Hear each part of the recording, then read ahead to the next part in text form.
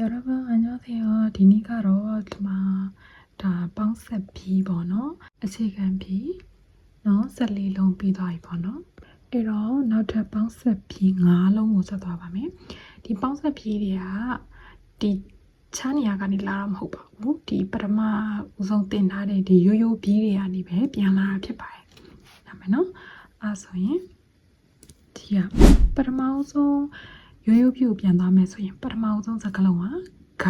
မှတ်မိပါတယ်နော်ကဒီလိုမျိုးဘယ်ကနေပြီးတော့ညာကိုတစ်ချက်ပြီးစောင်းစောင်းလေးအောက်ကိုဒီလိုလေးဆွဲတယ်ဟုတ်တယ်နော်အဲ့လိုမျိုးဆွဲပြီးတော့ဒီလိုမျိုးဒဲရည်တယ်ဆိုလေရပါတယ်ကိုတန်တယ်လို့ရေးပေါ့နော်အဲ့တော့ကျမတော့ဒီလိုမျိုးပဲရေးတယ်ပေါ့နော်ဒီလိုမျိုးရေးတဲ့ဒီလိုကွလေးပဲရေးရဖြစ်တဲ့အတွက်ကြောင့်မို့လို့ဒီတိုင်းလေးပဲတင်ပြပါမယ်အဲ့ဒီကိုအသေးလေးနှလုံးကပ်ရေးလိုက်တာဖြစ်ပါတယ်ဒီနှစ်ခုကမဆက်နေလဲရရင်နော်ဒီလိုမျိုးလေးပါနော်ဒီလိုမျိုးအသေးလေးနှလုံးကအကြီးတစ်လုံးစာနဲ့ညီမျှနေရပါမယ်ဒီလိုအကြီးကြီး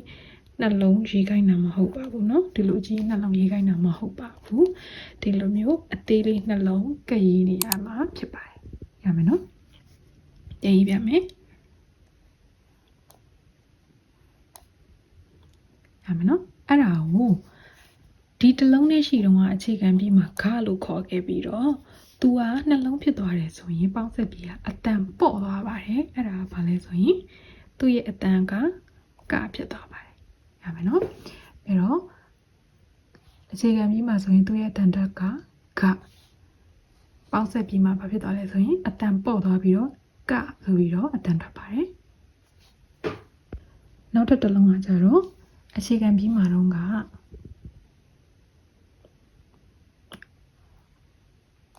ဒီရလေးကိုမှတ်မိလားမသိဘူးเนาะဒါတွေတန်ပေါ့เนาะအဲ့တော့ဂနာဒဆိုတဲ့စကားလုံးပေါ့เนาะဂ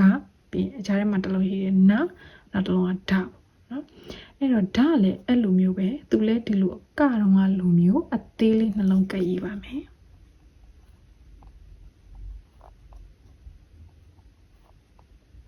ဘေးကနေညာကိုတစ်ချက်အပေါ်ကနေအောက်ကိုဘေးကနေညာကိုတစ်ချက်တည်းဆွဲမယ်ရမယ်နော်သူ့ရဲ့အတန်တက်ကလည်းခုနကလိုမျိုးပဲအတန်ပေါ့သွားတယ်ဓာတ်ကိုအတန်ပေါ့သွားတော့ဘာဖြစ်မယ်လို့ထင်လဲ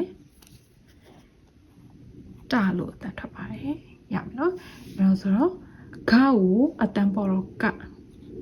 ကိုအတန်ပေါ့တော့တာဖြစ်ပါတယ်နောက်တစ်လုံးကကြတော့အခြေခံပြီးမှတင်ခဲ့တဲ့ပေါ်ကနေအောက်ကိုတစ်ချက်အပေါ်ကနေအောက်ကိုတစ်ချက်ပြီးရင်ဒီလိုတစ်ချက်လာမယ်သူ့ရဲ့အတန်တက်ကအခြေခံပြီးမှသူလည်းဒီကောင်လိုမျိုးပဲเนาะနှလုံးအသေးလေးနှလုံးကပ်ရေးမယ်ပေါ့နော်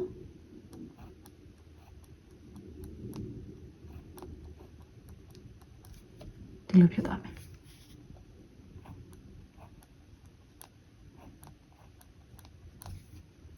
သူလည်းဘာကိုအတန်ပေါ့သွားတော့ဖြစ်ပါတယ်အဲဆိုရင်သုံးလုံး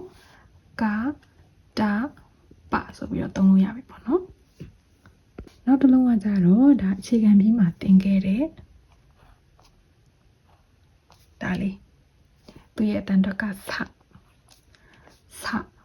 နော်စလေးအတန်တော့နော်ဆိုပြီးတော့အတန်ပြင်းလေးဆိုရပါတယ်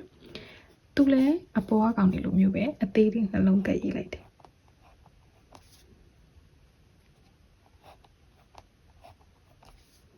အမေနော်သူ့ရဲ့အတန်တော့ကကြတော့ဘာဖြစ်သွားမလဲဆိုရင်အတန်ပေါ်သွားတယ်စလုံးအတန်တော့ရှားပြားလေးနေမယ်ဆိုတာရမယ်နော်သူက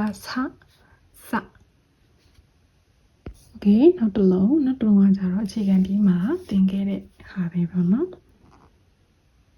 ဘယ်ကနေညာကိုပြီးဒီလိုအောက်ကိုတစ်ချက်ဆွဲတယ်ဒီလိုတစ်ချက်ဆွဲသူ့ရဲ့အတန်တော့ကဘာလဲဆိုရင်ချရမယ်အသေးလေးနှစ်ခု